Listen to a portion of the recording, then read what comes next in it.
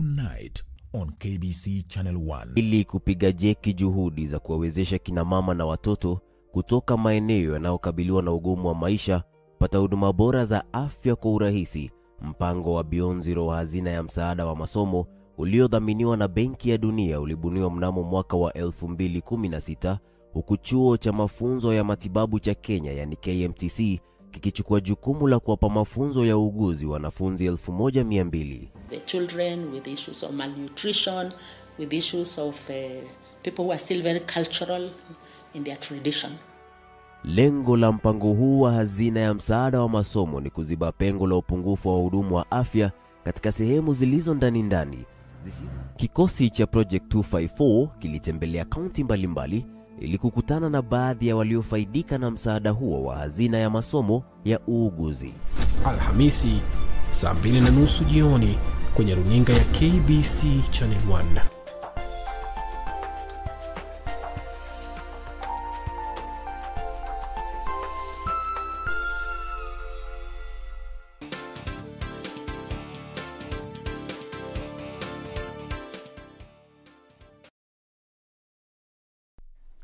Good morning. This is Biz Check on KBC Channel 1 and I'm Regina Manyara. So on May 20th, when the Lamu Bath is expected to receive its first ship, and President Uhuru Kenyatta in Lamu County. Those are just some of the developing stories that you're going to be keeping tabs on in this course of this programming. We also want to remind you that we are live and open to your feedback in regard to the programming that we have lined up for you. You can reach us on Twitter at KBC Channel 1 News and on my Twitter handle at Ray Manyara. Now, talking about business, under the Big Four agenda, we have affordable housing. With months to go to the set deadline, is this still a viable investment? If you are seeking to invest in affordable housing, is it still viable? And why then is there slow uptake in as far as investments is concerned by the private sector? To take us through this conversation is none other than the CEO of Mizizi Africa Homes Limited, Mr. George Mburu. Thank you very much for your time. Thank you. Now, when we talk about affordable housing, a majority of Kenyans do not quite understand what constitutes affordable housing. Let's take it from there. What does it constitute? Yeah, thank you very much. When we talk of affordable housing, we are talking of not necessarily the price. It is the value that you receive from that house. For example, you can find a house that is being sold in the leafy suburbs, and you find somebody saying that it's affordable, because with it comes social amenities, with it comes security, with it comes good roads, there's water, there's electricity. So you find the value that you will receive from a certain house. That is when you are able to say, sure, this is affordable or this is not. And when you are talking of affordable, also price also plays a part, but not necessarily 100%. So when you are talking of affordable houses, like for us, Mizizi Africa Homes Limited, this is a house that is within a majority, many people's reach. And at the same time, we look at the other amenities that come with that house. You get security, a big house where you can be able to have your children, have their own bedrooms. Yeah, that is what we refer to affordable housing. Affordable. Yes. So not necessarily on the price tag, but the amenities that come with it, and also even the location of this particular facility. Yeah, very Then sure. what's the difference between when we say affordable housing and social housing? Yeah, when you are talking of affordable housing and social housing basically is when you are upgrading maybe the slums. You find that in the slums there are so many people who are in a very small house, a tiny house, a mabati house, inside there. Those people, they do not have they can't keep the social distance, they can't enjoy like a toilet, they have to use the shared toilets. So when you are talking of social house, we want to upgrade these people from the kind of houses, the mabati and such, to at least a house that is habitable, which is a house that is more humane. It's more humane. You get what what I mean. I get what you're saying. Yeah. Better living conditions. Yeah, better living Thank you for conditions. that, for breaking it down for us, Yeah. because often we use it interchangeably. Sure. Now, from where you sit, being one of the people, key players within the value chain as far as building and construction is concerned, Yeah. now keen on homes, Sure. residential and rental. Yeah. What is the current economic slowdown? How has the current economic slowdown owing Yeah. to COVID affected the sector? Thank you. Yeah, Corona has come and it has really affected our economy because it came and there were so many uncertainties. We did not know what these diseases, what is going to do. People had now to change the way of living. But also with it came a lot of experience and a lot of things that people needed to learn. Because for one, when it came, people lost jobs. And by losing jobs, it means the income is slashed, it is reduced. And you find that people now had to look at their way of spending. And you find that a majority of people, the biggest amount of their income goes to paying rent. You find you get your income, the first thing you think of is paying rent. And previously people did not see it as a big factor or as a big cost or expense, but after Corona they saw it is a big factor because the money that you are getting, a big chunk of it is going into paying rent, and rent is not, you can't change. It's not a variable cost. It's a cost that is fixed. If you pay 50,000, you will pay 50,000, whether you have money or you don't have money. And you find that with the Corona, the purchasing power was reduced because the money you used to have maybe is reduced, but some things you pay is fixed, like let's say rent, unless you have to relocate. If you are paying 50, you'll pay 50.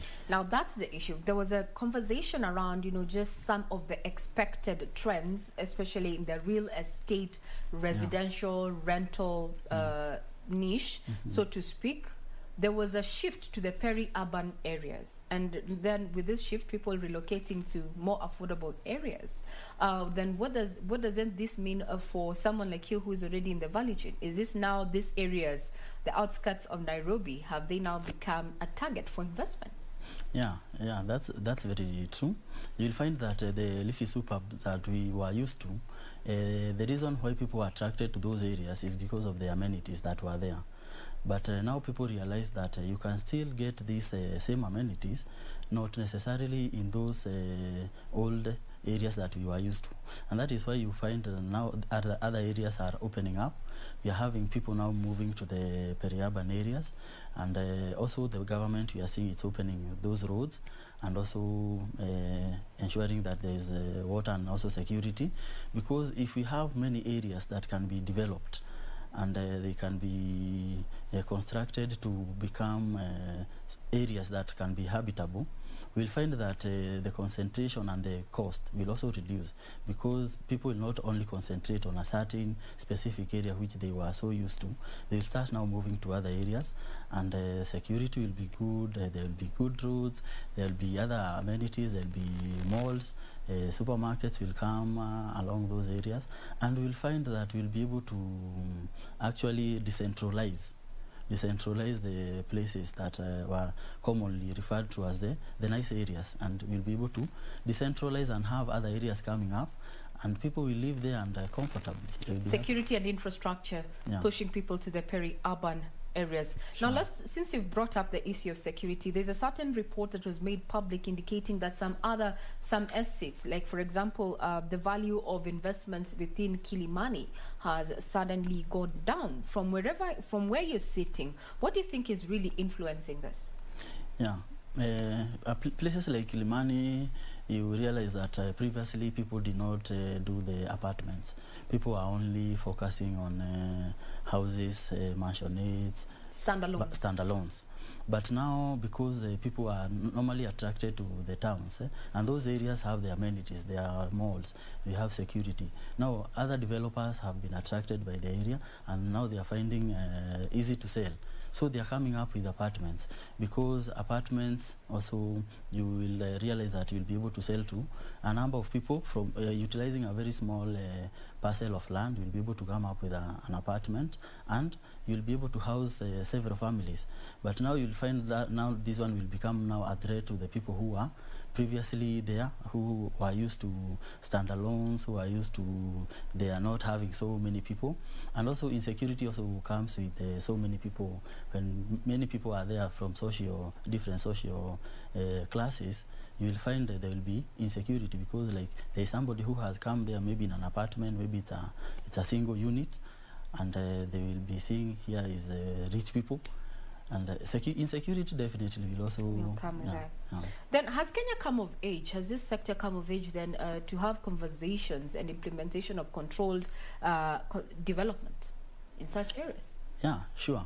It has come of age, and with the devolution, counties have now the power to do something we call the zoning. And zoning, this is whereby they put certain areas. These areas we can be able to do this and this kind of houses. We can do apartments, we can do such and such. Here we only allow such and such kind of development. Yeah, so it has become of age, and now it's time, and I call upon the county governments, because they have been given now the power. Let them now give this, disseminate this information to the public and to the private developers and to the developers, and encourage them. They welcome them in their counties, and also tell them, here we have done zoning, here you can be able to do these social houses, here you can be able to do the other houses that are controlled, here we can be able to create industrial parks, here we can do industries. And when you do that, we'll attract many investors in your town, in your local, in your county, and you'll be able to clearly give them you'll be able to plan. Here we can do this, here we can do this, and you'll find attracting many people, and the issue of housing will be a problem that is solved. Let me be the devil's advocate in this case. I'm talking about a piece of land that you bought 10, 20 years ago. It's within an estate has come up around you, and you always bought it as an investment, and you want to put up a structure, maybe an apartment. Then how do we marry the two? Land ownership, privately owned land, vis-a-vis the new dynamics in policies, especially governing building and construction, just as you've said, controlled development. How does one look into that, or rather how does one survive that? Because there's a question, that is my land. You'll realize that even if the land belongs to an individual, definitely we don't live within a vacuum. We live within the rules and the regulations. So despite the land may be yours, if it has been demarcated not to do a certain thing, you have to seek for approval, because still it is your land. But in the long run, every land belongs to the government. It is yours, yes, you have the title, but in the long run, everything, even we people, we belong to the government. Human resources, we belong to the government. Then you've made a point there where this information needs to be disseminated, especially to landowners, because you can imagine you were halfway through your construction of your building, and you get to hear we cannot do more than 4 stories, and you're already on the 6th. What do you do? You see, that's an investment, and that's where there's a gap. That's where there's a gap, and the thing is, before you start any construction, you must and you should. It doesn't happen at times, but it's wrong. You should first of all seek for approval before you even start. So now this is where it should be key. To be given approval for a certain construction should not be such an anthill. It should be something that is very straightforward, very easy. Like you can say, I have this parcel of land, I need to put this and this house. Is it possible? It should be very easy. Yes, it's possible, or no, it's not possible. You can only do this. Because the reason why you find maybe sometimes people, they fail to first of all seek for the approval is because they will go there and there will be so many restrictions, restraints. You are not told this is what you should do. So you just say, I will just continue, and along the way, that's when now the authority will come and there will be a problem. That was good to know. Now let's come back to the issue of affordable housing. There's been a minimal, or what we term as slow uptake of investment in affordable housing by the private sector. Why do you think this is so? Yeah, the thing is, people affordable housing and construction and real estate has always been deemed as something that is not understandable. There have been gray areas. People don't understand exactly how does real estate operate, how does construction operate. And this is because the information has not been passed. So you find that maybe somebody had constructed, you rely on them, maybe they did not do the right thing, and they give you the wrong information. But it is not something that is difficult. Because, for example, if you need to invest in real estate, it's actually very straightforward, and you can also talk to people who have done it. Like we, Mizizi Africa Homes Limited, we have been there not for a very long time, but in a short time we have been able to learn a few things which we are willing to share with people. We are not hiding it. But you find maybe a certain developer, they have come to understand a certain information they do not wish to share, because they feel, now this is my information, this is what I will be eating on. So they make it a secret, and the trend continues. So somebody else who is now starting, they will start without certainty. They will be wondering, where do I start? Where do I start? Because nobody is telling them, if you want to invest in a real estate, this is the way to go. This is how you should do it. And when you do that, as you continue doing it, you will not start from scratch. So it may take you now another few years before you understand something, and you fall into the holes that maybe another person who had maybe tried, got to a certain level and they failed.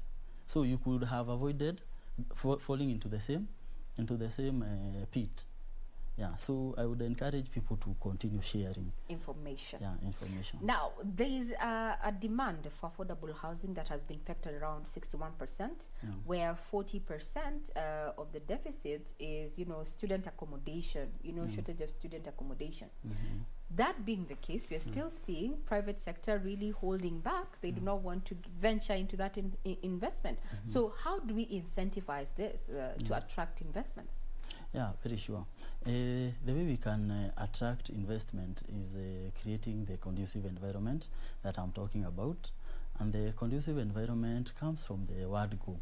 For example, you have noted there is a certain problem, because even like real estate is a certain problem that you are solving. You have noted in a certain area there are hostels that are needed. And for you to fill that vacuum, you need to construct, what do you call them? These houses for students. Hostels, I think we refer to them as hostels. Hostels, yeah, you need to construct the hostels. So that is a problem that you have identified, and the solution is to construct hostels, put up houses. And how does it require? It requires investment, it requires capital, it needs money, isn't it? So for you now to attract people to come and you join hands and they construct the hostels, now that is where there is a key, because these people need to know exactly what are we putting our money into, because everybody, we have agreed that the resources are scarce. So you don't want to take your money to something that will not get a return. You don't want to throw away money. Now, talking about returns, I want to throw some span into the works into that conversation. Your private sector, government came up with this particular agenda to complete by 2022. So far, we have less than 1,000 units so far delivered. And that is under the Park Road project. And so many others are still underway. From where you sit as private sector, what do you think government needs to do to attract you to actually invest in this particular project? Because time is running out. Very true. Yeah, what I can encourage the government has started something that is very good, and this is affordable housing. And the government has tried, it has done a few units, let's say the ones you have seen, 1,000 units. And I can tell you for sure, if the PS of housing was to tell you, he would tell you the uptake was good and people are happy, the 1,000. So this is something that should be commended, and private developers should be encouraged to also come join in, because the 500,000 units that the government intended to do in 5 years, actually from the statistics that the government had done, there would still be a deficit of 1.5 because the deficit is 2 million. Yes. They wanted to fill 500,000. Then the 1.5 would still be there. Yeah. So private developers need also now to come and take part, because the government has tried and it has succeeded. It may not be 100%, it has succeeded somehow. So the experiences they have learned, let them now share it with the private developers. Let them encourage the people. Do this. Yes, it is possible. We have seen and we have filled this need, and you'll be, I can tell you for sure, the people who get these houses, like for us, because we have handed some houses, it is not only the rent that you are used to paying. You also get peace of mind, because every month nobody is coming to knock your door.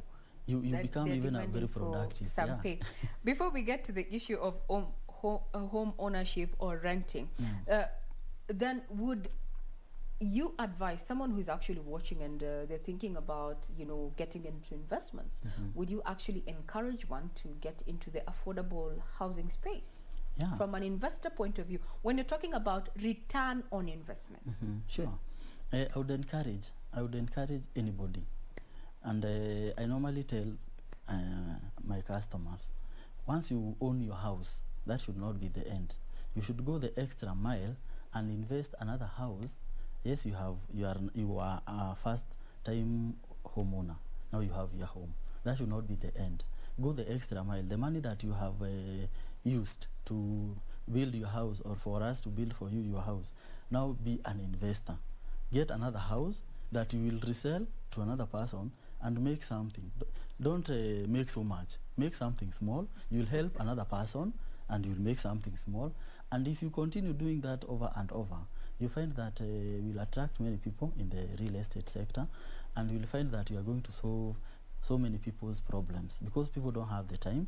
People don't sometimes understand how the construction is, and sometimes people have done construction for small houses and they find they spend so much, and you find that it is because maybe the fundi or the person who was overseeing, they also saw an opportunity to earn something very fast. Issue of corruption in the value chain. Sure. Now let's talk about home ownership. There's been a trend of people buying into Offplan. Sure. Offplan. Yeah. From where you sit. Yes. Help us demystify and understand the issue of home ownership under Offplan, Yes. and the pros and cons of it. Yes. Yes. For us, we do Offplan, and actually we are happy, because when we came, the name Offplan, nobody wanted to hear the name Offplan. Because it has always been tagged to pyramid schemes where people get conned of their hard-earned money. Very true. Is it changing? Yeah, it's changing, because when you are buying into Offplan, you need to get with people who are very honest, because this is something that and what the government is doing is actually Offplan, for your information. Yes. Because people are contributing into a certain thing, then by a certain time they will get those houses, because there's no money, and you'll not find money. There's nowhere there's money just waiting to be spent and for somebody else to come and enjoy. So every person has to get involved. With Offplan, you find that people they are going to pay.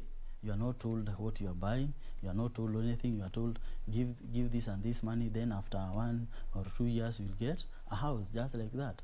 And you trust and you give money. Then after that 2 years, you start wondering what happened. So what should I look out for if I wanted to actually buy into an Offplan? What should I look at? Sure. What you should look up to, you should also be involved. Like for us, we invite you, like let's say Mizizi Africa Homes Limited. We are selling to you this project.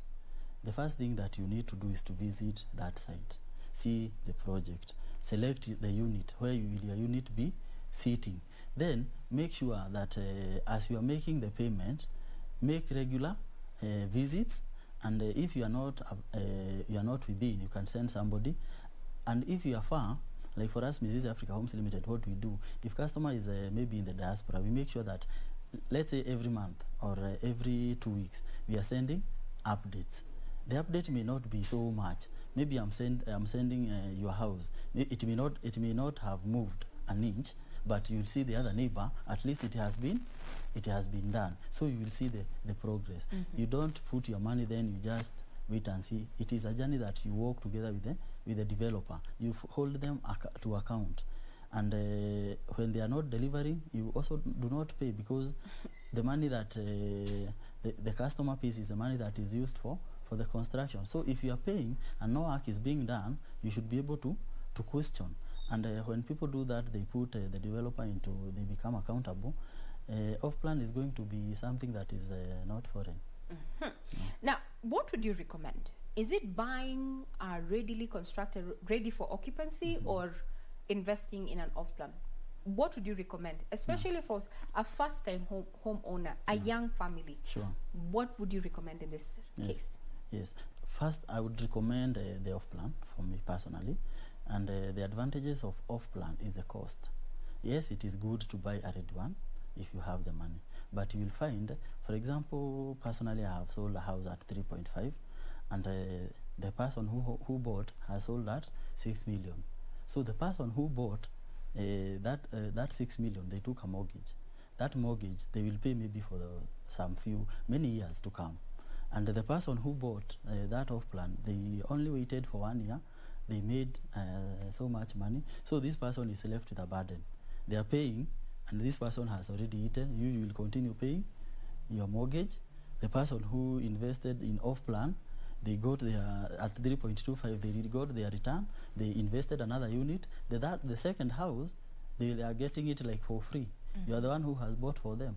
And you are paying mortgage. It will be very hard for you now to buy another house because you have a very big loan that you are servicing. So, now, to put it very simple, there's always this conversation: do I buy or do I build a home? Yeah. The good thing with the building, especially off-plan, and with people like us, Mizizi Africa Homes Limited, is the fact that we also allow customization. And you'll find that when you are buying something that is not tailor-made to your taste, before you change and it comes to exactly what you want, and especially a house, you may have to break so much. But if you are constructing something that, as you are seeing, it's very easy for you to say, here, let's change here, let's put these tiles, let's put this paint. Now assume you have bought something that is ready, and there's something you don't like, and you now need to change. It may cost you very dearly. Or you live in a house, and you know a house is not like a rental. Your own house is not like rental. Rental, you can move. You can say, I'm now bored with these tiles. Let me move to another house. If it's your own house, unless now you remove the tiles and you put others, which will cost you, you don't keep on changing. So off-plan is good because you have that liberty to put it as you wish. You have to. It's like you are constructing your own house, basically. Now, Jobush, statistics indicate that over 85% of the workstations are within Nairobi and its environs. So where are Kenyans constructing these homes? What areas? Where areas? If I wanted to invest in where are people building? People nowadays are building in areas that are not far from their places of work. And you'll realize that you can have an area that is very near your work, but maybe the road network is very poor. Another person that is coming from slightly far off, but the road is very well done, and they will get to the office sooner than you. So you'll find people are looking at areas that are accessible. Areas that are accessible, accessibility is key. You'll also find that you don't also want to live, it may be close to your work, but the security there is very bad. You don't want also to live in a place that you can't sleep. You feel the slightest sound, you're awake. So you want somewhere that is accessible and also has security and a good atmosphere. Also, people now are looking at, you have talked of green environment. Also, people are looking at areas where there is no so much pollution. So what areas? We know we are here, we have to milk the information out of you. We are doing consultation for the nation because we believe Kenya is watching indeed. Very true. We need to know which areas you'd recommend on a professional scope. Very true. If you're in Nairobi, there is an area called the metropolitan area. Metropolitan area is basically Nairobi and its environs. And so we are talking about outskirts of Nairobi, for instance, Kajiado, we have Ngatarungai, Kitengela. Yes. You look at, like you're in Nairobi, we have Oyakiwe, along that area. So we are We talking have about the Thika Road. Usiru. Yeah, those areas. Name those names. Give us those names. Give us those names. Sure. Yeah, it's those names. Kiserian, Gong, those areas. If you go to Thika Road, you are looking at Katondo, you are looking at Ganja Road, you are looking at Juja, Thika. When you go to Kangundo Road, you're also looking at Joska, Mala, such areas.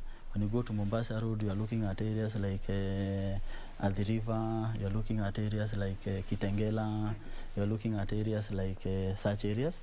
When you go to Wayaki Way, you're looking at Kikuyu, you are looking at Ndendero, all these areas are opening up, and that is a metropolitan area. If you go to other counties like let's say Nakuru, you will find Nakuru and its environs. Yeah, Mombasa, same case. Very well. Thank you for that piece of information. Yeah. Now, everybody has a dream to own a home, Sure. but what it is pegged on how deep your pockets are. Now, the issue of mortgaging. Now, what impact has the licensing of the first mortgaging refinance company had on affordable housing, or rather housing, the issue of building and construction? Has it been of impact? Sure. Yeah, you find that some of the policies that are set by the government, they are very good. It's only that sometimes the uptake, you find the uptake, people get challenges along the way. And if we can continue to demystify some of the things that discourage uptake, you can find that some of these policies would, if they are very well implemented, they would bring a lot of change. They will bring a lot of change, because like the financing and the financing, it's a very good thing, and people now can be given a mortgage at 7%. But sometimes you find the terms and conditions or the policies for you to get one are very, very tedious. So you find it is something that is encouraging, but now people, when they come to the uptake, there is also a problem. So if you address that problem, and people do the uptake, the mortgages, it's something that is will be very good and will take us a long way. For instance, someone who makes an average, a gross salary of around 100,000. So talking about net maybe around 70, and currently pays rent of around 25,000 per month. Yeah. Would this be a right candidate to take up a mortgage? What would you advise? How would they go about that? Yeah, actually that's a right candidate. You'll find that if that person who is paying rent of 25,000, they pay that for the rest of their life.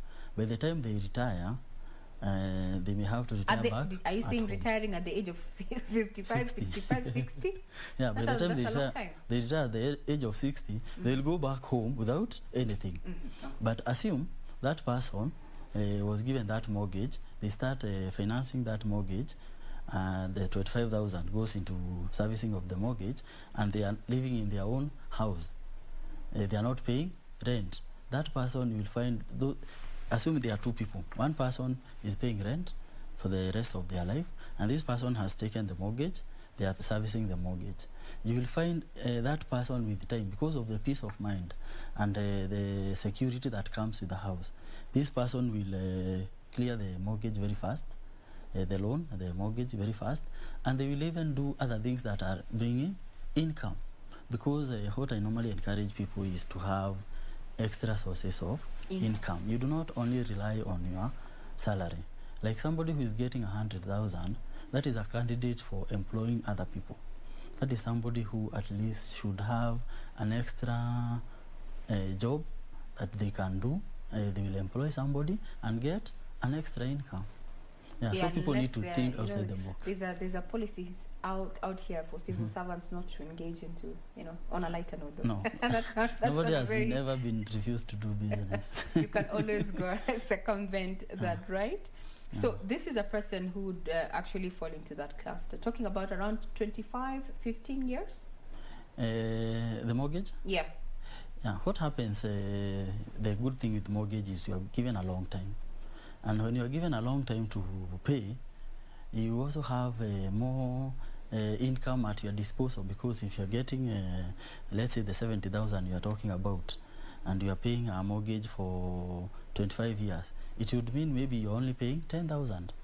Yeah. Now the thing with the buying a house that is already complete, the disadvantage, you get that mortgage, you pay for 25 years, and this house for one is overvalued. So why don't you go for a house that is affordable, it's not overvalued, so that you can also clear your loan very fast? Because some people take a house that is worth 15 million. Yes, you are paying very small money, but 15 million. That is money that you could have invested so much. Yeah. So you need to do just a small calculation. How long are you willing to pay for this one asset? It should not be too long. Finish up, and if it's something that you can resell, you can even resell and God forbid there are other factors that would curtail you from actually honoring that, and your investment goes you can lose up in smoke, or even get maimed, or even God forbid die. Very true. Yes. Waste investments. Now, the cost of building materials, essentially this impact the cost of building and construction. Sure. What are the trends currently? Have we adopted green construction yet, or are we walking towards that direction? As a home, you're in that value chain. Very true. You'll find that we have people who wanted to invest in those green ventures, and you'll find Africa is different from other countries, because Africa we have locally available raw materials, like we have stones, we have sand, we have ballast, we have all those things that are at our disposal. You'll find for other countries, maybe the developed countries, even getting that stone is something that is impossible. That's why they go the extra mile. They invent other materials. But for us, at the moment, we have not depleted, we have not finished our resources. We still have a lot of stones that are there, not touched. We still have a lot of sand. We still have a lot of... So brick and mortar, the olden brick and mortar, it's still viable. It's very viable. But now, when it comes to cost effectiveness, this new age materials has been deemed affordable more than the brick and mortar. From where you sit, is it? Or is it a matter of perspective? You will find that it all depends, again, with what you are constructing.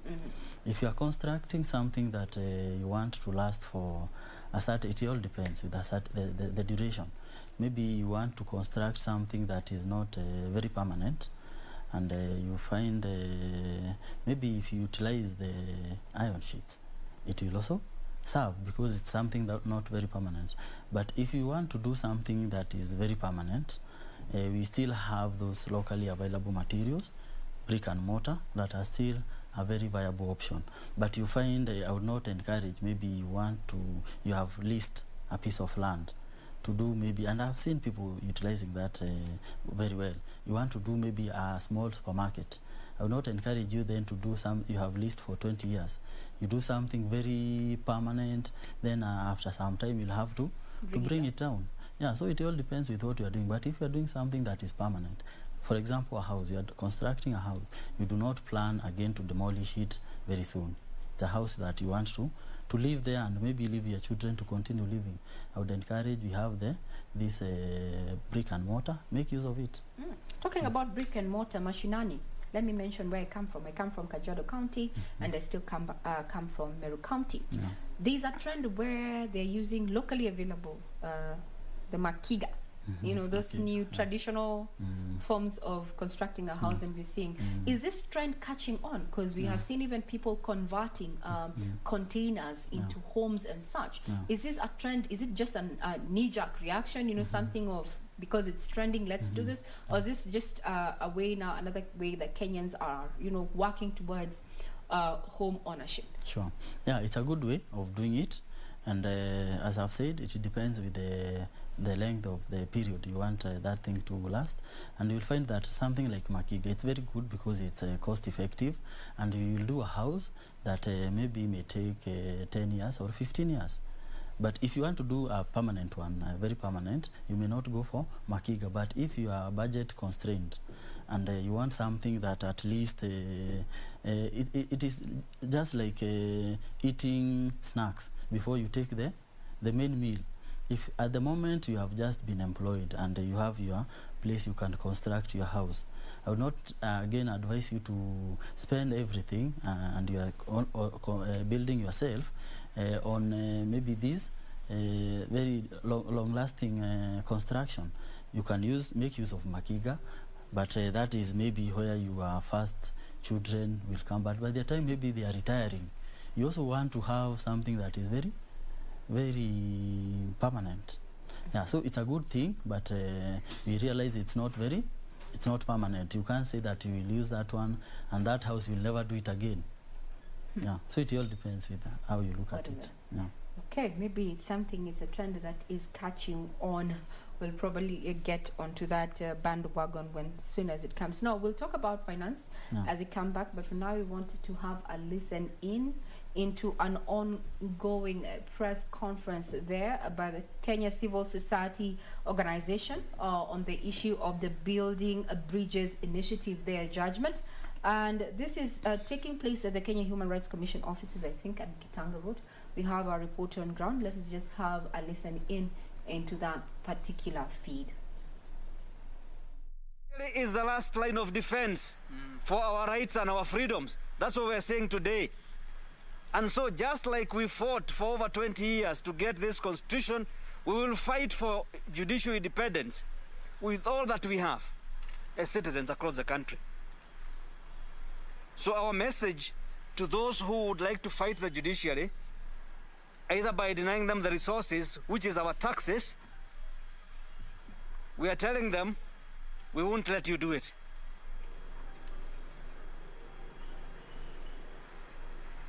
The other point we want to make is that public resources must be spent as per the law and the guidelines of public financial management and expenditure of our taxes. The Constitutional Court last week pronounced itself and said there are questions as to how public resources were spent with regard to the BBI process. Na tunahimiza mkaguzi mkuu wa fedha wa serikali afanye ukaguzi na atoe ripoti, ndio kama kuna wale ambao walitumia fedha vibaya katika hii BBI process, fedha zetu, kodi ambayo tunatoa, waweze kurudisha pesa hizo, iwe ni rais, iwe ni nani, kama zimetumika kwa njia ambayo haifai, waweze kulipa kulingana na sheria. Manake sheria inasema kwamba yeyote ambaye anatumia fedha za raia kwa njia isiyofaa aweze kuzirudisha na aweze kuchukuliwa hatua. La tatu, tusema hivi, kuna wale ambao wanaitwa civil society ambao ni sisi. Tusema kwamba sisi kama civil society, we are not visitors to this country. We are not here through visas. We are here within our rights as citizens. And therefore, we denounce the attacks against civil society. And we are saying these threats and attacks against civil society are meant to deny us the chance to access the judiciary, so that the judiciary can adjudicate the differences we have in society. And we are calling out those who are intimidating civil society, including the National Coalition of Human Rights Defenders, that we will continue to defend human rights defenders, because they are a critical part of this country in defense of our constitution. We are aware about specific individuals who have lately unleashed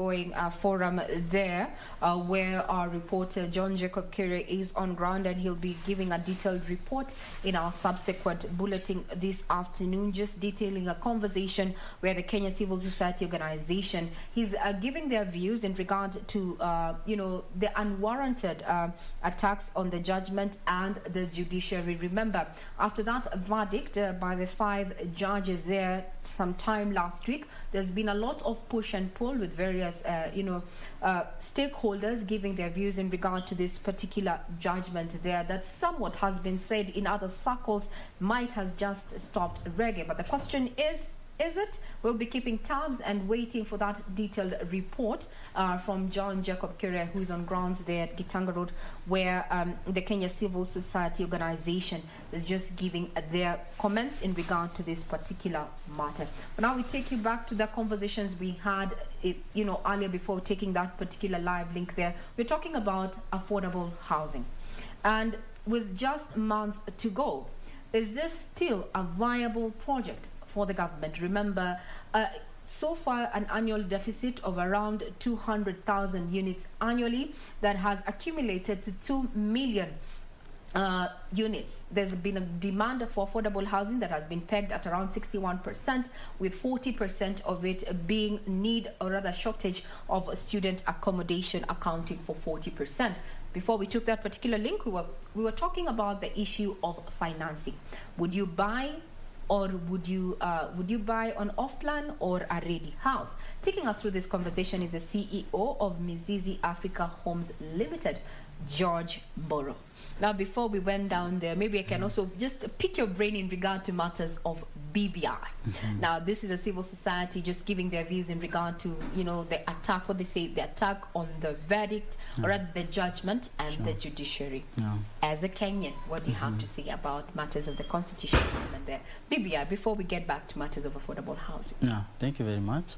We as Kenyans, and we have to accept that we do not live in a vacuum. We live under government, we live under rules and regulations, and these things we have to appreciate them, and we have to do with them. And we understand that as a government, the government is made up of the executive, judiciary, and the legislature.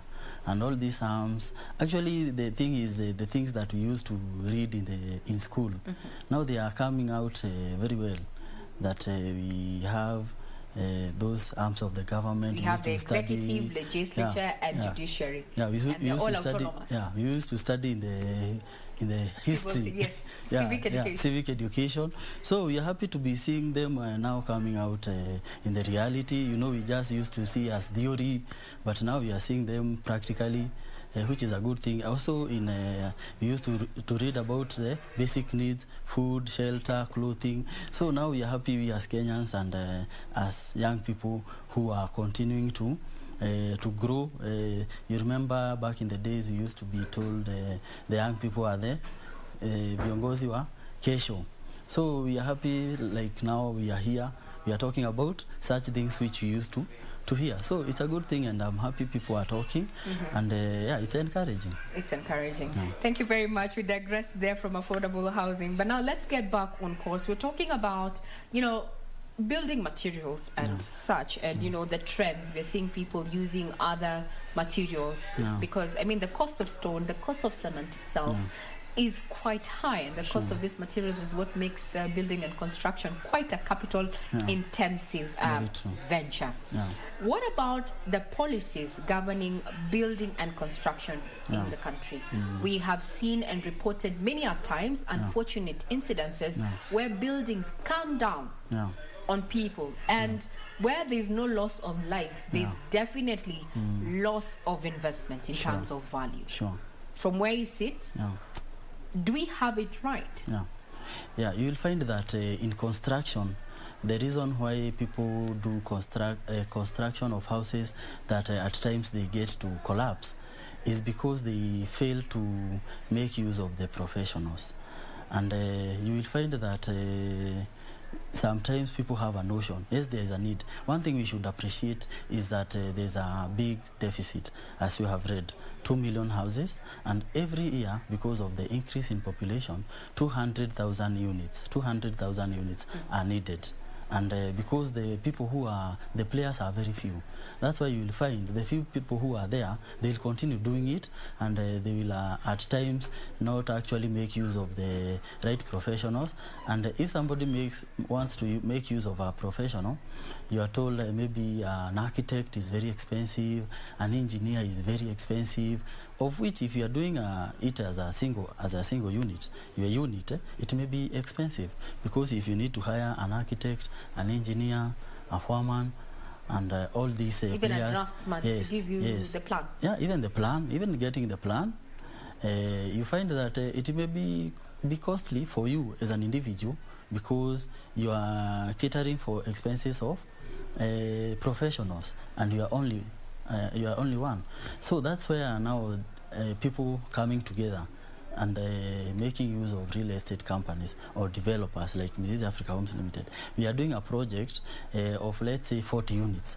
That means these are 40 people with the need and the desire of owning a home. It's very easy. Even the amount that we will pay the surveyor, the amount that we will pay the lawyers, the amount that we will pay an architect, as a person, if you remove it from each and every person's contribution, it will be very little. It's very small amount. But maybe here is somebody, they want to build a house, a flat on their own, and they want to be getting that money. So they will do calculation. Maybe when an architect comes and tells you, I'll charge you 50,000 for the drawings, the surveyor will come and tell you, I'll charge you also 50,000. If you do that calculation, the lawyer will come and also their fee. It is not much if you are doing it as a group. But if you are doing it alone, you find it will be expensive, and that's why you will say, instead, now you do the calculation, that is like 200,000. It has gone. Then I go to the approvals. I also pay for the approvals, another maybe 100 or something. You will say, let me get rid of all these people and just do it. Maybe you have your some savings you had done. You will say, I will bypass all these people, and what will happen? You will end up using quacks. You will use up quack fundis. You will use quack atwa mkono, and they will tell you according to what they had seen somebody doing.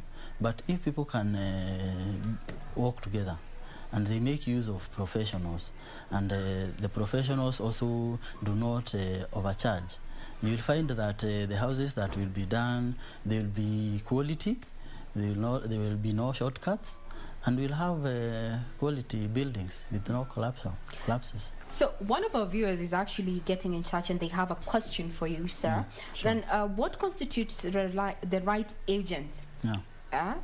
Because there are so many people who want to make a kill. Sure. I think they're talking about, people have been fleeced off their hard money. Yeah. We've talked about pyramid schemes, or rather what we term as Ponzi schemes, especially when it comes to land ownership and home ownership. Sure. So they're asking to find out what for you in regard, what a person should be looking out for when they're approaching a real estate agent to construct for them a home. Yeah. The good thing nowadays is we are in a period of information. Information is all over. You go to social media, if I want to know you, I just need to know your name, and I will Google you, and I will get to know who is this person, where have they come from. You'll be able to get information before people jump into maybe investing their hard-earned money. It's good to talk with people who have done it in the past, people who have used that path that you want to use, and those people will be able to tell you, because information is power, and information is with people. And nowadays we have social media. Try and find out these people. What kind of people are they? If it is somebody who is dishonest, you will find they will stop doing it here. They will go to maybe to the other maybe county. They will do it there, fleece people. And also the good, what I can encourage the government is to discourage. When the government is talking a lot maybe about affordable houses and empowering people who are doing it. Like for us, Mizizi Africa Homes Limited, we have done it. We are encouraged, and we are told continue, and people are actually encouraged. If you can be able to afford this such and such an amount that is being paid here. We encourage you, go there, pay, and also assist somebody else. You become not only, once you get your house, you are not contented. Also assist somebody. That person, maybe they want a ready house, they can be given a mortgage, but they don't have much money. So from the amount you had bought, sell at a make a small amount. Share the information, share the experience, do your due diligence, and if you have an experience, share it to the next person. It will help someone else. I hope Jackson there, Kehara, has had his question answered there. We invite you to just send your feedback. You can reach us on Twitter at KBC Channel 1 News, as well as my Twitter handle at Ray Manyara. We're talking about affordable housing and also talking about other issues when it comes towards owning a home, or even looking at as a real estate as an investment tool for you, especially if you're looking at a long-term investment, what you need to know, and the do's and don'ts when it comes to owning a home, issues of off-plan building material. This is the conversation to have this morning. Now, George, the issue other than that, that question that we had from one of our viewers, now the issue of policies. We've already talked about policies that govern this building and construction. But now the issue of skill set. There's been a conversation that all these professionals within the value chain have various organizations they fall under. But this does not rule out the fact that we have juxtaposers, quack engineers, quacks. How do we fully eliminate that? What we can do is empower those bodies. You find that those bodies that regulate professionals, at times they are not given teeth. And it would be very easy if you are found to be practicing and you have not registered. You are even assumed like you never went to school. You are practicing is your certificate is cancelled, and even if you have that certificate and you are misusing it, you should also be accountable to the body. You will be surprised, like we have the body of accountants, and I'm an accountant. We have ISPAC. That is a body that I'm sure if it can be very well utilized with its advices, and the people who have done accounting, they are encouraged to join, and there are benefits and also benefits and pros and what do we call them? There are terms and conditions. If you are doing this, like for example, you are registered with ISPAC, you can be given a certificate, and you at the end of the day you are well remunerated because you are in that body. But you find most of these bodies, you do not even feel encouraged to join. You may have done a certain course, but you are not even encouraged to join the body because there are no advantages, and those people are actually not empowered.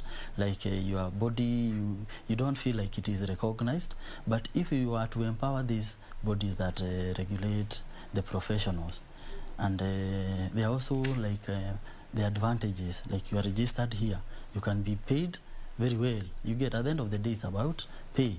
You are paid well because, and you are doing a good job, you are appreciated. But nobody really seems to care. Well, you have said it. We'll not try and water that down. Now, we're also keeping tabs on what is happening down in Lamu County, where we understand President Uhuru Kenyatta is going to be overseeing the operationalization of the Lamu berth. Remember, May 20th is the day that has been marked to have that particular Chinese-built seaport, the coastal county of Lamu, receive its first ship. Now, the two baths, one of the baths is already complete. The baths 2 and 3 will be completed by October, and this is according to National Treasury. As now, the first phase of the port comprises of 3 berths, and it started way back in 2015. Now, the subsequent phases will be undertaken by the private sector under the public-private partnership framework, and will eventually result in 23 berths along with its 10-kilometer shore length. Now, the port's capacity is said to handle a cargo traffic, and it's set to reach 23.9 million tons by 2030. Michael Modiga, who is on ground, please bring us to speed on what is happening at the Lamu berth. To you, Michael.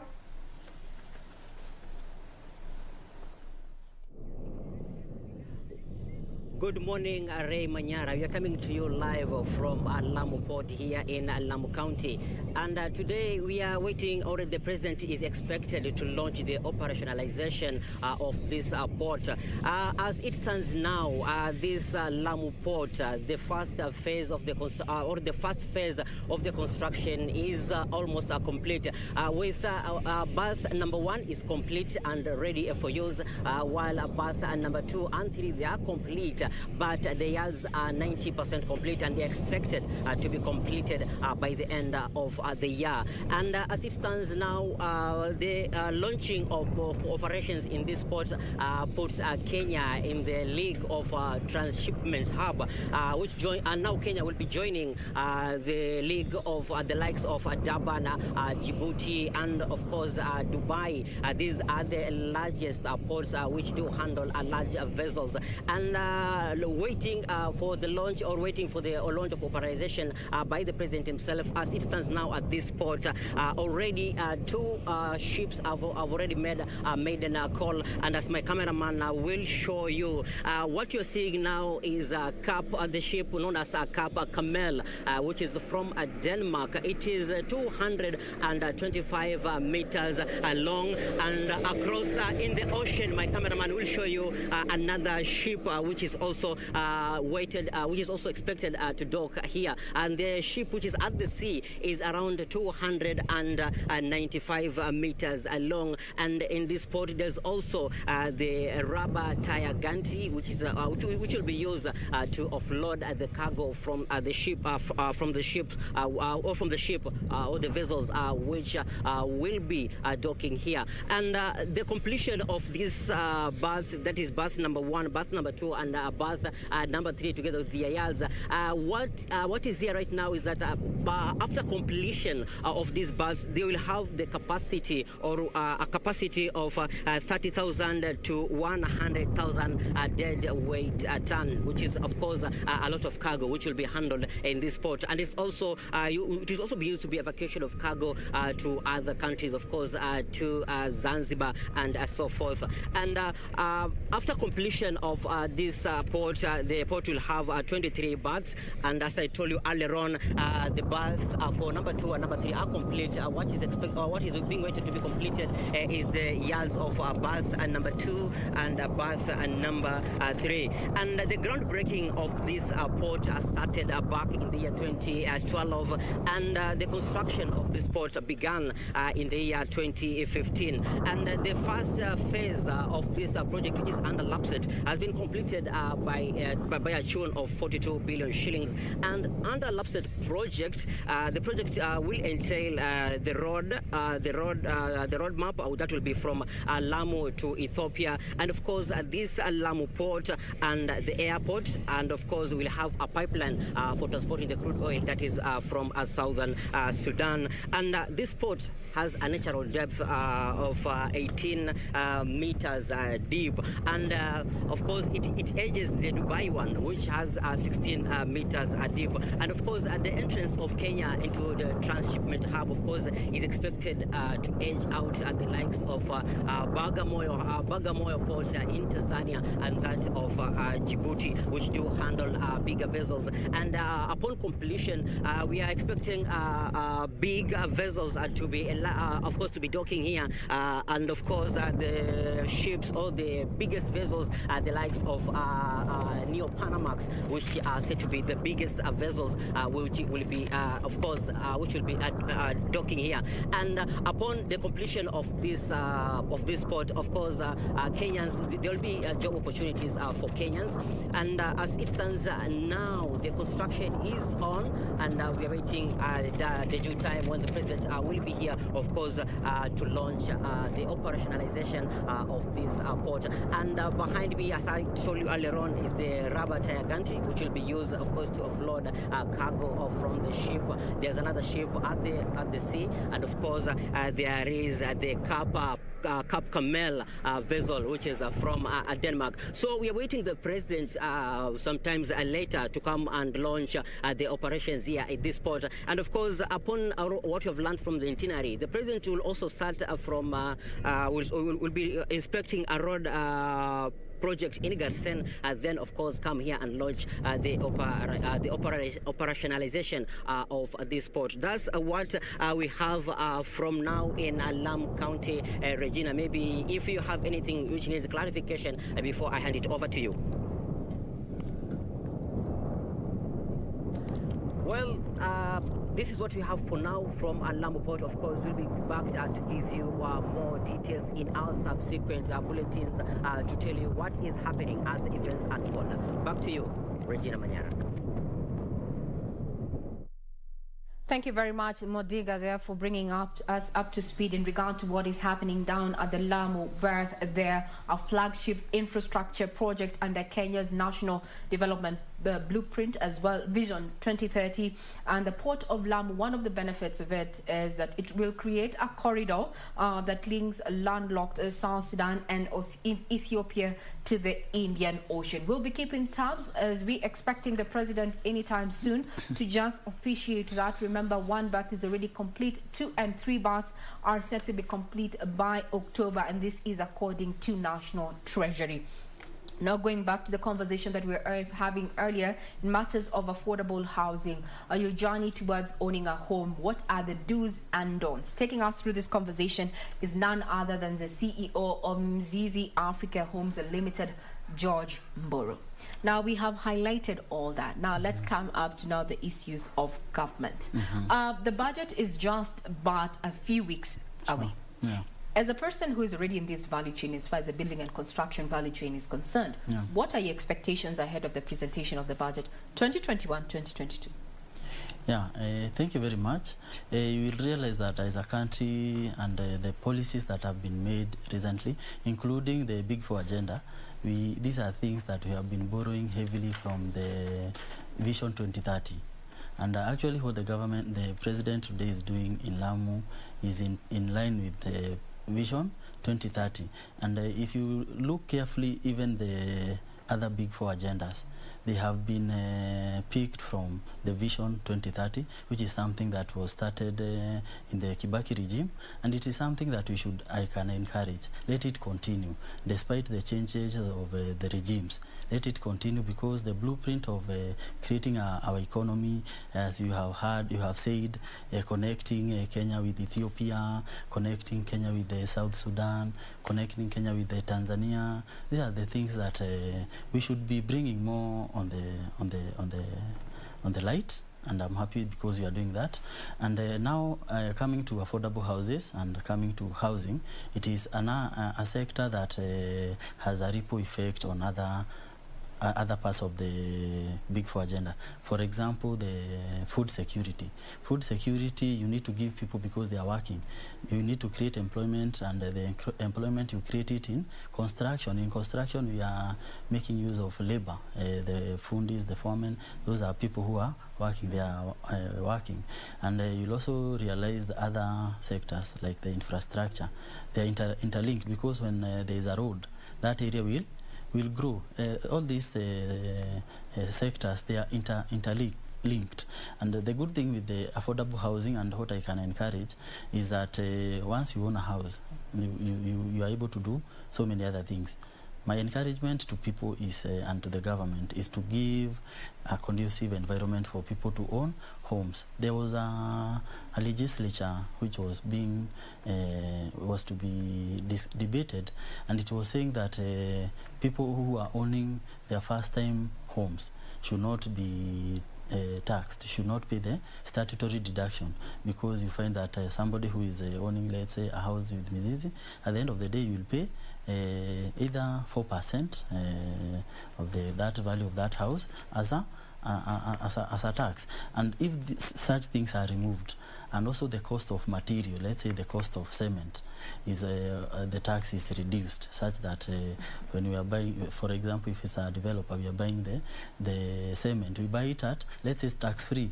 The same way we have beer that is, let's say, AFCO is free. We have people who are doing development for affordable houses. They are using cement that is tax free. Actually, the government can be the one who is selling to us direct, and they make maybe something small, remove the tax. This one will encourage many people to do the uptake.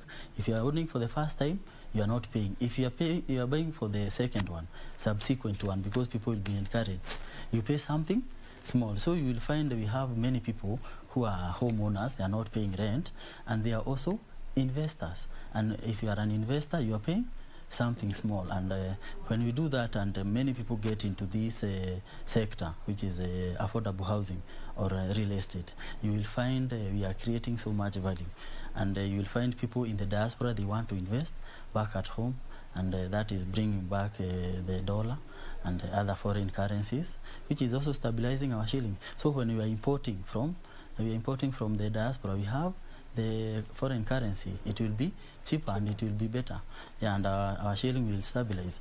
So these all sectors are interlinked, and mostly they are relying on the Vision 2030. So what people need to know is education. You educate. We are doing this because of this and this, and at the end of the day, we want to become a middle income earner country. We want to move from the low income earners to middle or a first world country. Yeah. Those are your expectations. From Sure. where you sit, given we already know where the statistics stand. Yeah. We have a perennial, rather annual 200K deficit, Yeah. housing deficit. Yeah. Now the accumulated deficit stands at around 2 million. Yeah. We are just months away from the set deadline. Yeah. Do you think the affordable housing project that government set out to under the Big Four agenda will be achieved Sure. by the set date? Yeah. For sure, it will not have been achieved. That's very true.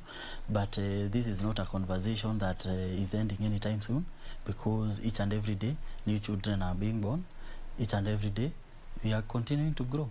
So and people are relocating. Yeah, and people are relocating. Yeah, so these are conversations that you can't tag on an election. The issue of affordable housing, the issue of the healthcare, these are not things that you can be tagging to election periods. You say, now we have not managed to do it, because like now a child who has just been born, their life has just begun. So they still have a long way, a long journey ahead of them. So we need to continue. You do your part, let's do our part.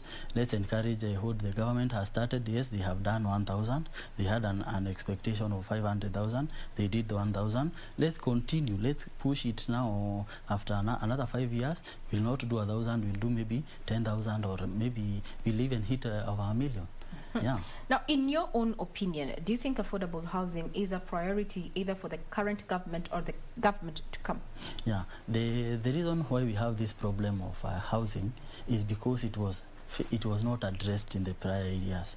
If you do your research, you will find that people and who are doing very well, people who are doing very well currently, the people who are aged, they are those people who got into circles, they got into together, and they build their own houses. They build their own estates. You hear Harambe Circle, you hear this and this circle. They did housing, and those people now, they are comfortable. Their children are comfortable. But because it was not done to the maximum, that is why there is a deficit. So we can't say because there's a deficit we will stop trying. We must continue doing it, and people must learn. We need to hold hands, so that it's not something that can be done by the government alone. The government has tried, it has not succeeded, but we will not say that we will stop trying. It is now people, it is high time for people. Now, you as Rehema, come, we hold hands, bring your little resources, the other person, and when you do that, eventually the government may even have to support us, and they concentrate on giving us security and roads. Yeah. Very well said. Now, just taking some two questions here that have come in through on social media platforms. So, Mr. George, with the digital shift, supporting virtual working models, impact on building and construction models going into the future? Come again? They're asking the digital shift, supporting virtual working from home. Will will it impact on our building styles? The spaces, homes. What it does, it affects the designs of the houses, because you will find, as we were saying, when you have your house, you are doing your house, you can customize, and you customize with your need. For example, you need an extra room whereby, for example, as a working mom, you have your children, but you need an office within your house whereby you can be able to lock your house. They know you are not in the bedroom, because again, when you're in the bedroom, you will feel like taking a nap. You need a house, a room where you can do your work. You know your house. You need so it will affect the design of houses. You will find people will now have that need to have an extra room where they can do their. It can be their office. So the working, the social distancing will definitely affect the designs of the houses going forward. Is it something that has already begun catching on? Are we speaking futuristic? It is something that has already started. Like for us, Mizizi Africa Homes Limited, we realized people need extra space whereby they can go and relax, and we have come up with a design called flat roof. Flat roof is whereby this is a bungalow, but you can have an extra space up there whereby you can just relax. You can put a jacuzzi, enjoy the sun. These things are coming. They have already catch up. Where does this leave the issue of smart homes? The issue of smart homes is also another way of customizing, because we are saying you customize with the need. And if you have the security is good, and you are in a nice environment, why not do a very big window? You can even do away with the brick and mortar, and you have a very big window. That is a smart living, and you can enjoy the atmosphere while inside. But that one will come, the security, that glass window will not be broken into, and thereby you'll have your smart home. Are we getting there? Are we there yet? Because there's so much that is out there in the market. When you're talking about, I'd want us to just tell us what is available in the market in as far as new trends in house designs are concerned, where smart homes are concerned. What is out there? The good thing is people nowadays, they are very traveled, and now the world has become a global village, and somebody has traveled, they have seen something they like, they bring it back. So this is something that is already there, and it comes with the desire, the need, and the need to feel that surely this is your home, this is your house. You are not buying each and every year, each and every day. This is something that you are doing, then you can relax. So smart homes are here with us, and now people are making use of the internet. You want to make your house as good as possible, and as comfortable, convenient. Convenience is driving house designs. Sure. Another question here: why the need of service charge? This is something that people have dealt with. You bought a home, there's the issue of service charge. When you have bought a house, you also have some needs that need to be taken care of. For example, you need people to collect the garbage, you need people to trim your gardens, you need people to clean the common areas. So service charge comes in handy, because if you are working, you do not want now again to go and start trimming you need to have a management company within that area, whereby all those needs that you need, somebody can do it without, you need security, you need to hire a watchman. So that is where the service charge comes in. You chuck small money, you chuck like let's say 2,000 every house, and you live comfortably. I don't know why this viewer decided to ask about service charge. Maybe we need to engage them and know if they have a problem. Maybe they are paying the service charge and not getting... It may be too exorbitant. You know, sometimes some people may take advantage because they see these are people with money. So you hear maybe a service charge is going for 10,000, and if you do the calculation, everybody 10,000, it's a family of a lot of 40 people. Units. At the end of the day, you need value for money. If you are paying 2,000, what is the money going for? It's about accountability. As a management company, if you are managing an estate, you need to tell people, if they are giving this money, it is going into this need. We are paying security, we are paying ABCD. So if the people feel it is too exorbitant, then sure they are being shortchanged somewhere.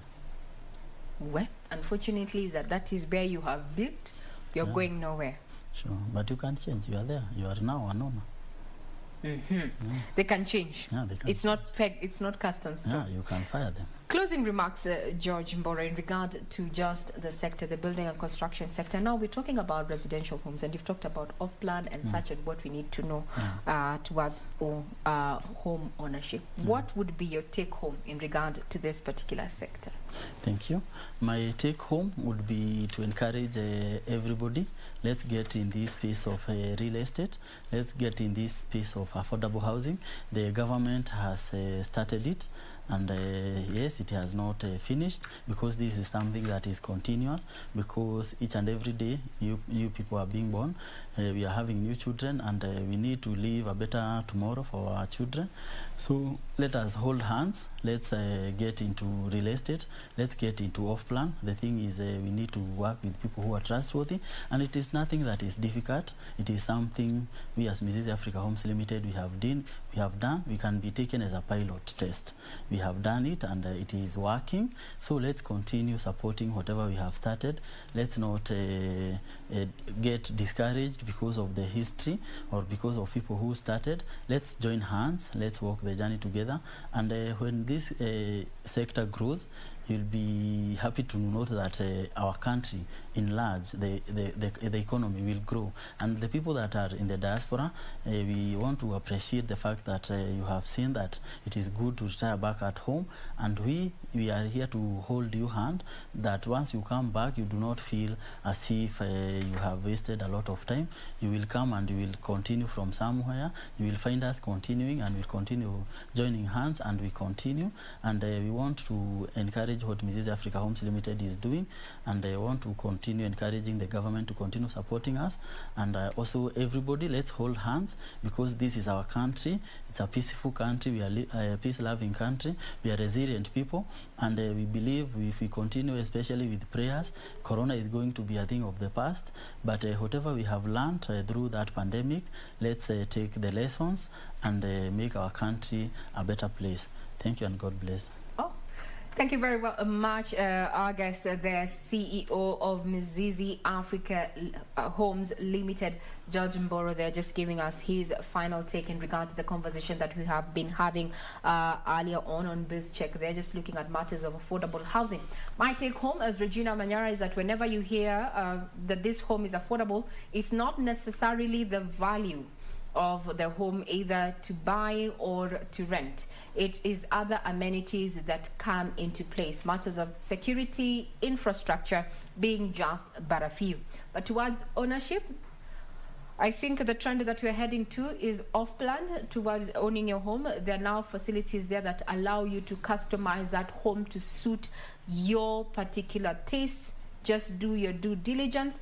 Get the information, because there are unscrupulous people out here who are ready to just target, or rather targeting your money. Do your due diligence. Some of the stories that we are going to be focusing on, or rather keeping tabs on, is what is happening on the coastal county of Lamu, where President Uhuru Kenyatta is going to be overseeing the operationalization of the Lamu berth there.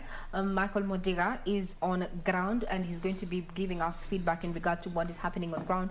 Remember, this is a flagship project under the Vision 2030 that is deemed to create a transport corridor that will link landlocked South Sudan and Ethiopia to the Indian Ocean.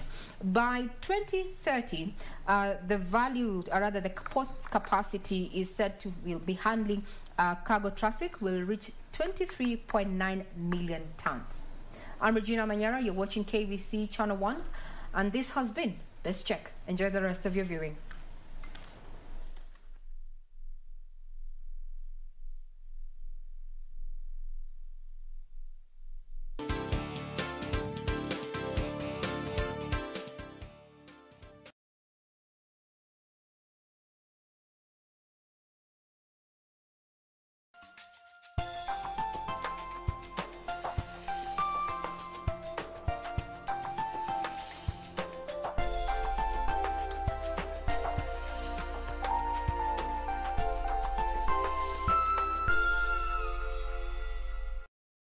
tonight on KBC Channel 1. Ili kupiga jeki juhudi za kuwawezesha kina mama na watoto kutoka maeneo yanayokabiliwa na ugumu wa maisha kupata huduma bora za afya kwa urahisi, mpango wa Beyond Zero wa hazina ya msaada wa masomo uliodhaminiwa na Benki ya Dunia ulibuniwa mnamo mwaka wa 2016, huku chuo cha mafunzo ya matibabu cha Kenya yani KMTC kikichukua jukumu la kuwapa mafunzo ya uuguzi wanafunzi 1200. The children with issues of malnutrition, with issues of people who are still very cultural in their tradition.